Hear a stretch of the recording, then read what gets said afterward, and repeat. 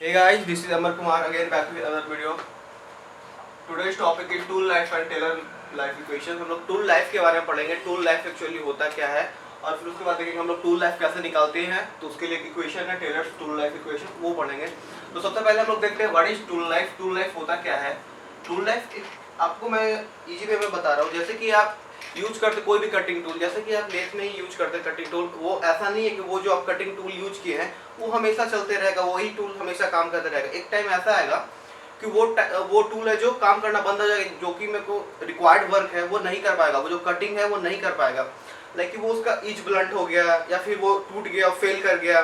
तो कब तक वो फेल कर रहा, कब तक वो फेल नहीं कर रहा, कब तक जो मेरा रिक्वायर्ड वर्क है वो कर रहा है, वो होता है उसका टूल लाइफ. तो वो कैसे होता है, हो सकता है क्या, किस पे डिपेंड करता है टूल लाइफ, किस तरह का हम लोग जॉब है. अगर मैं हार्ड मटेरियल लूंगा, वर्कपीस जो मेरा बहुत हार्ड है, टफ है, तो क्या होगा, मेरा टूल लाइफ बहुत लो हो जाएगा. क्यों? क्योंकि उस पर बहुत ज़्यादा रेसिस्ट होगा, रेसिस्टेंस बहुत ज़्यादा होगा. तो क्या उसका जो इज होगा वो फेल कर सकता है, ब्लंट होगा बार बार, या फिर वो टूट भी सकता है. तो वो और क्या हुआ, टूल लाइफ, टूल ज्योमेट्री. अगर मैं एक टूल लिया जिसका मैं बहुत ही जो इज है बहुत ही शार्प कर दिया, बहुत शार्प, क्या होगा, वो कटिंग तो बहुत फास्ट करेगा, बहुत स्मूथली करेगा, लेकिन वो बहुत ही जल्दी खराब होगा. क्यों? क्योंकि वो फ्रिक्शन होगा, फ्रिक्शन ज़्यादा होगा, तो वो उसका एज जो है वो जल्दी जल्दी ब्लंट होगा.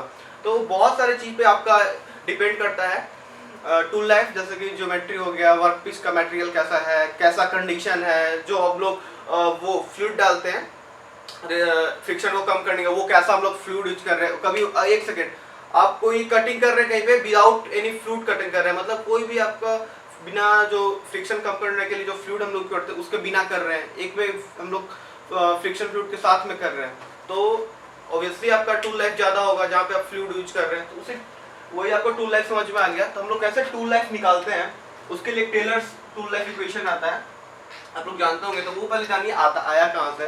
तो एक हम लोग ग्राफ बनाया गया था जिसमें इधर में है logarithmic speed of the tool, इधर में लॉगरिथमिक स्पीड, कटिंग स्पीड. ये नहीं सिर्फ कटिंग स्पीड नहीं है, ये लॉगरिथमिक कटिंग स्पीड है. इधर में लॉगरिथमिक टूल लाइफ है. इसको लेना मीटर पर सेकंड में, इसको लेना मिनट में. तो जो ग्राफ आता है पूरा स्ट्रेट लाइन नहीं आता है, लेकिन हल्का जस्ट स्ट्रेट लाइन की तरह ही हम लोग उसको समझ लेते हैं. मतलब पूरा स्ट्रेट लाइन ऐसे आता है, हल्का कर्व आता है, बट हम लोग उसको स्ट्रेट लाइन ही कंसीडर करते हैं. तो ये ग्राफ आता है आपका कौन, logarithmic cutting speed versus logarithmic tool life का. जैसे कि आपका थीटा निकालना है, तो आप कैसे निकालेंगे थीटा. समझिए कि ये v1 है, v2 है, sorry log v2 log v2 कैसे निकालते हैं आपको पता ही होगा. थीटा इधर में log t1, इधर में log t2, क्योंकि सब log में ही लिखा हुआ है. तो आपको निकालने कैसे होगा, कैसे निकालते हैं हम लोग, मतलब log v2 minus log v1 by log t1 minus log t2. n क्या है यहाँ पे, स्लोप, मतलब tan theta. n equal to क्या है, tan थीटा. स्लोप का आपको पता है फॉर्मूला क्या होता है, tan थीटा होता है. tan थीटा होता है, tan थीटा इक्वल टू क्या है, log v2 minus log v1 upon log t1 minus log t2. इसी को जो हम लोग सॉल्व करते हैं बहुत अच्छा, तो एक इक्वेशन आता है v t to the power n equal to constant, और यही इक्वेशन आपका है टेलर्स टू लाइफ इक्वेशन. यही आपका टू लाइफ इक्वेशन है टेलर्स का, जहाँ पे c क्या है आपको पता है, c कांस्टेंट है, v क्या है कटिंग वेलोसिटी है, cutting speed of the tool है, t क्या है टूल लाइफ है. यही है आपका, यही इक्वेशन को बोलते हैं टेलर्स टूल लाइफ. एक एग्जांपल हम लोग कर लेते हैं, बुक से ही कर लेते हैं. क्या एग्जांपल है, छोटा सा एग्जांपल है, बहुत ही इजी एग्जांपल है. लिखा हुआ है क्या कि a high speed tool is used for machining for, page number 36 देख सकते हैं आप लोग ऑर्गेनाइजर का. तो उसमें कटिंग स्पीड दिया हुआ 35 मीटर, v1 दिया हुआ है 35 मीटर पर मिनट, और t1 दिया हुआ है 55 मिनट, और v2 दिया हुआ है 40 मीटर पर मिनट. n इक्वल टू दिया हुआ 0.13, तो यहाँ पे आपका t2 का टाइम पूछ रहा है। सिंपल सा क्वेश्चन है, आराम से आप लोग निकाल सकते हैं।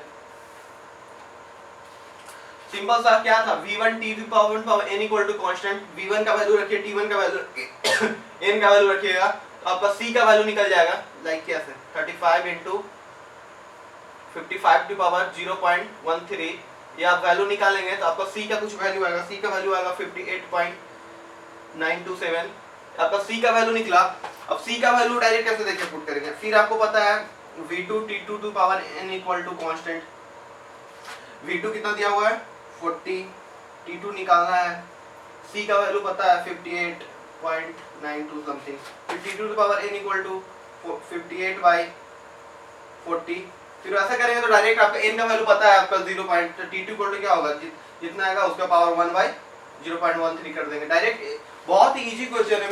मेरा मकसद था आपको बताने का कि इक्वेशन आया कहाँ से, डायरेक्ट इक्वेशन ये आपका ग्राफ से आता है। अब डायरेक्ट इसमें यहाँ पे सिंपल सा मैथमेटिक्स का लॉजिक लगा हुआ है, स्लोप निकालने का पता है आपको, y2 - y1 x1 - x2 direct formula लगा हुआ है। फिर उसके बाद ये इसी से आप सॉल्व करेंगे तो v t to power n equal to constant आता है, इसको टेलर्स टू लाइफ इक्वेशन बोलते हैं। टू लाइफ क्या होता है आपको बता ही दिया। तो इस वीडियो में बस इतना ही, आई होप कि आपको समझ में आ गया होगा Taylor's tool life equation. Thanks for watching, thank you very much.